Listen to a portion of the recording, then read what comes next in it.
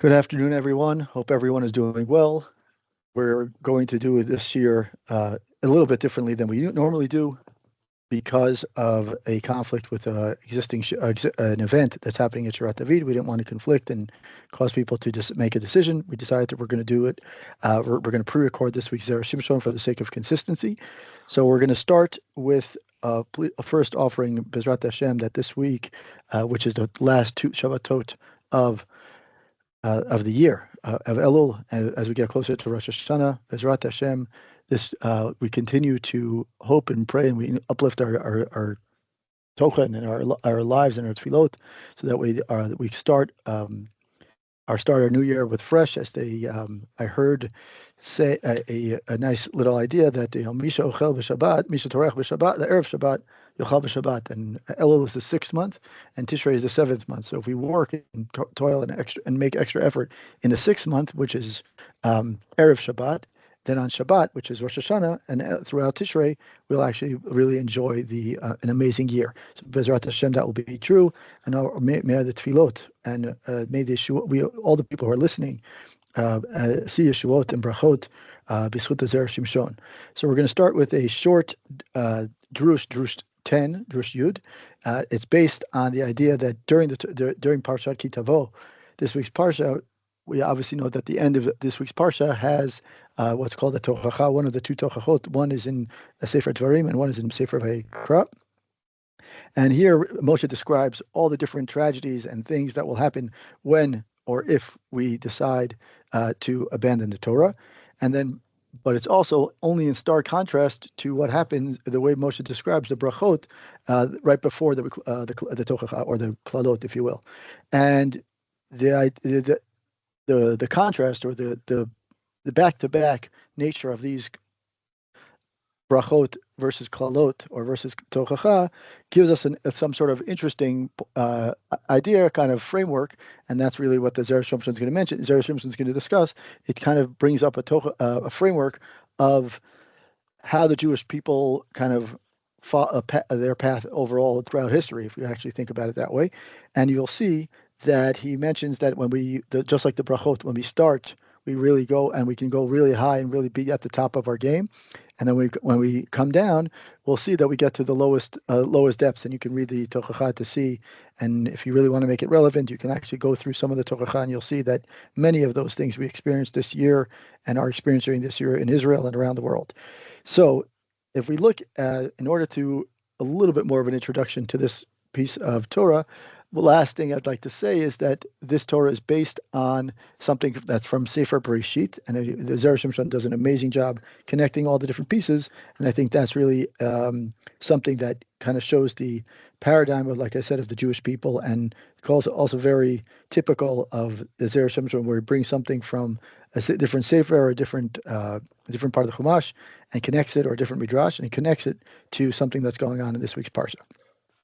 So as we know, the Baal HaTurim, who's mentioned in many of the Mikrot Gadol that we probably all have, he says that it's very common for the Baal HaTurim to say Ba Misorah, meaning how many times does this phrase appear in the Torah or in Tanakh, and then he will then continue by proceed to name them. So the Torah Yud, the 10th Torah of Parshat Ki Tavo, starts as follows: Ba Misorah, V'Rachel Chamisha, and there are 5 times in Misorah, meaning usually in the Chumash, but it could also be in Tanakh, that the word V'Rachel appears, meaning V'Rachel, the word and Rachel, not just Rachel, and it's the siman, meaning the different places are V'Rachel ba imatzon, V'Rachel et hayafator, V'yiftach et rachma V'Rachel akara, V'Rachel akcha et hatrafim, V'achar nigash Yosef V'Rachel v'yishtachavu. So those are the 5 places, each one of them talking about different parts of different parts of Sefer Bereshit, but I think the idea here is really to understand how this is connected and why it's connected to our parsha. So the Zera Shimshon takes us on a nice journey, and I think this is really what kind of brings us to our point, is that Yermoz Lamasha Ira L'Knesset Yisrael Shenikrat Rachel. He says these 5 times that the Baal HaTurim mentions, or the 5 psukim, he says that each one of them alludes to an event that took place throughout the Jewish people throughout history. So Chmod Atamar, and he says, as we specifically say that the time the Jewish people were taken to exile, Rachel mivaka, it says Rachel mivaka abana. We know that Rachel is usually referring to actually to the mother Rachel, but here if we look through some of the psukim and actually look at interestingly enough, if we look at the Targum in the pasuk where it says Rachel mevakeh al banea in Yirmiyahu, if we look at that pasuk, it actually says, the Targum says that Rachel is actually referring to the Jewish people. So here is where the Zera Shimshon starts taking the connection between Virachel from the psukim that the Balatura mentioned that 5 times appear in Sefer Bereshit to Rachel, expanding it to the Jewish people as a whole. So now he says, it says, Rachel is crying for her children because they have gone into a galut. And it says, the 5 times that the word Rachel appears allude to something beyond just, the fact that Rachel is literally that she's crying for Bnei Israel leaving Galut, but rather he's talking about that Zera Shimshon makes the understanding or kind of expands it and says this is actually something referring to all of the different components of the Tochacha, and we'll see how we get to that. Shekasher. When Bnei Israel entered the land of Eretz Yisrael, it says Rachel ba'imatzon. Rachel arrived with her flock. Who is her flock? She came. She, being in this case, Rachel is not referring to Bnei Israel themselves, but rather here Rachel alludes to the sheep, meaning that the Jewish people themselves. So here Rachel kind of takes another layer, and it says that Rachel was coming with her flock. Who's Rachel? In this case, most likely Hashem is Rachel, and therefore Hashem is coming with his tzon, his flock, coming to Kamosh Ne'emar, Vaten Soni Tzon Mariti Adam Atem. So it says, as we know, that there's a pasuk that says Vaten Soni, you are my flock, and I'm your pastor, and it kind of alludes to, we kind of say that, in at least the Ashkenazim say a piyut on Rosh Hashanah and Yom Kippur that says,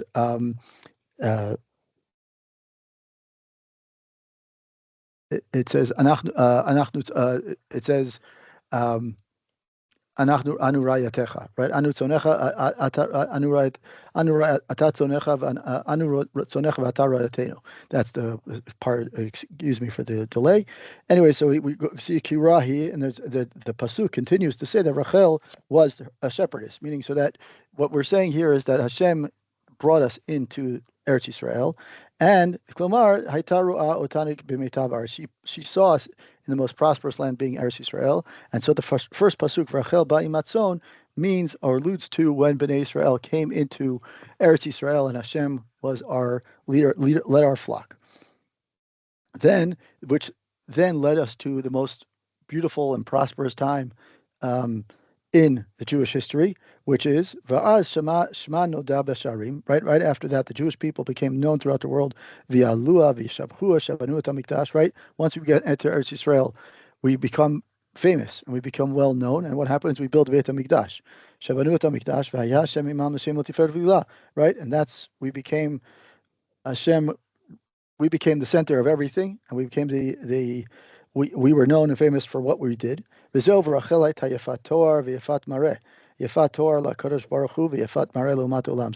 the next pasuk, which is in that Balatura mentions, Virachel and Rachel. Here he's talking about the fact that when we were in Eretz Yisrael, which is the first pasuk, we get into Eretz Yisrael. The second pasuk was already referring to the fact that we were so beautiful and filled with splendor because of the Beit HaMikdash and everything that happened. Then Hashem adds his own Masa LaKadosh Baruch Hu. What did Hashem do for Bnei Israel? Hashem opens her womb. That's literally the pasuk is open her womb. And Rachel, but Rachel, Virachel here doesn't mean and Rachel, but rather Virachel, meaning but Rachel remained akara. She couldn't have children.